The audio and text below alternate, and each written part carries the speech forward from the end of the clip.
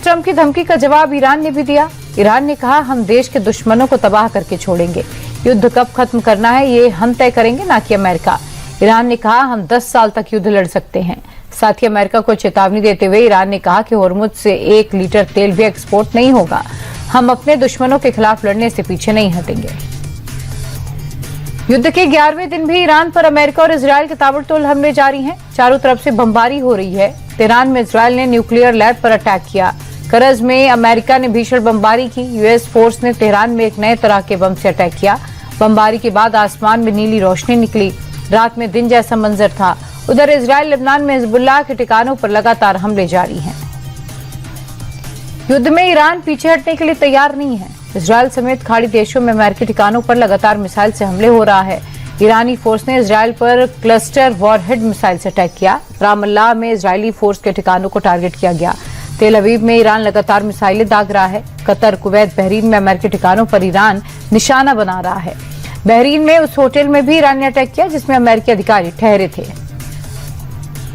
जंग के बीच ईरान ने अमेरिका को चेतावनी दी है। IRGC की तरफ से कहा गया कि अब ईरान 1 टन से ज्यादा वॉरहेड वाली मिसाइलों का इस्तेमाल करेगा। ईरान ने कहा, दुश्मनों को पूरी तरह से खत्म किया जाएगा। आपको बता दें, अब तक 1 टन से कम वॉरहेड की मिसाइलों ने इजरायल में काफी नुकसान किया है।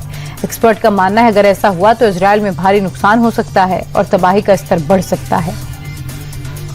लोकसभा में विपक्ष ने स्पीकर ओम बिरला के खिलाफ अविश्वास प्रस्ताव पेश किया। कांग्रेस सांसद मोहम्मद जावेद ने प्रस्ताव को संसद के पटल पर रखा। विपक्ष ने स्पीकर पर सदन में बोलने नहीं देने और भेदभाव करने का आरोप लगाया है। कांग्रेस ने कहा, स्पीकर का व्यवहार निष्पक्ष नहीं है। कांग्रेस के आरोपों पर बीजेपी ने पलटवार किया। सांसद रविशंकर प्रसाद ने कहा, विपक्ष चर्चा से भाग रहा है, विपक्ष को हराने के लिए तैयार है। स्पीकर के खिलाफ अविश्वास प्रस्ताव पर बहस के दौरान कांग्रेस सांसद गौरव गोगोई ने कहा कि प्रस्ताव किसी व्यक्ति के खिलाफ नहीं है। हम प्रस्ताव लाकर खुश नहीं है, लेकिन सदन की गरिमा की रक्षा के लिए प्रस्ताव लाना पड़ा।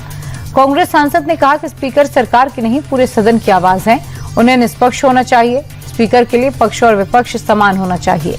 नेता विपक्ष को बोलने नहीं दिया जाता। तृणमूल देश के मुख्य चुनाव आयुक्त ज्ञानेश कुमार के खिलाफ महाभियोग लाने की तैयारी में है। बताया जा रहा है, इसके लिए टीएमसी ने इंडिया गठबंधन के साथियों से बात की है। गठबंधन में सहमति भी बन गई है। टीएमसी महाभियोग के प्रस्ताव की ड्राफ्टिंग कर रही है। आपको बता दें, सीईसी इस वक्त बंगाल दौरे पर हैं। हावड़ा में टीएमसी ने आज उनके काफिले को काले झंडे दिखाए। कल भी सीईसी को कालीघाट मंदिर के बाहर काले झंडे दिखाए गए थे। कारगिल के द्रास में ताजा बर्फबारी हुई। भीषण बर्फबारी के चलते सड़कों पर बर्फ की चादर नजर आई।